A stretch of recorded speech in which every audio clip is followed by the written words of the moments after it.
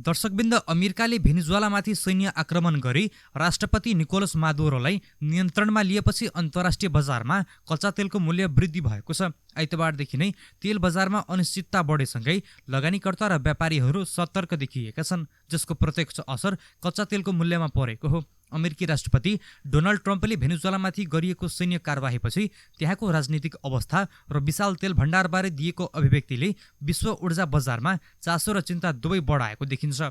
Trump प्रशासनको कदमले Latin अमेरिकामा शान्ति सन्तुलन बिग्रिन सक्ने र ऊर्जा आपूर्तिमा अवरोध आउन सक्ने आङ्कलनका कारण तेलको मूल्य माथि उक्लिएको विश्लेषकहरूको बुझाइ छ। व्यापारको प्रारम्भमा घटेको अमेरिकी कच्चा तेल वेस्ट टेक्सास इन्टरमिडिएट पछि प्रति ब्यारल करिब 30 सेन्टले वृद्धि भयो भने अन्तर्राष्ट्रिय मापदण्ड मानिने ब्रेन्ट कच्चा तेलको मूल्य पनि करिब 40 सेन्टले बढेको देखिएको छ। बजारमा देखिएको यो वृद्धि राजनीतिक अस्थिरता र भविष्यको आपूर्ति जोखिमसँग जोडिएको छ। मादुरोलाई नियन्त्रणमा लिएपछि ट्रम्पले विश्वका ठूलो अमेरिकी तेल कम्पनीहरूलाई भेनेजुएलामा लगानी गर्न पठाइने घोषणा गरेका छन्। ती कम्पनीहरूले अर्बौं डलर लगानी गर्दा जर्जर बनेको तेल पूर्वाधार मर्मत गर्ने र उत्पादन पुनः सुरु गरेर आम्दानी बढाउने दावी गरिएको छ। तर तत्कालका लागि यो घोषणा मात्र बजारमा प्रभाव पार्ने कारक बनेको देखिन्छ।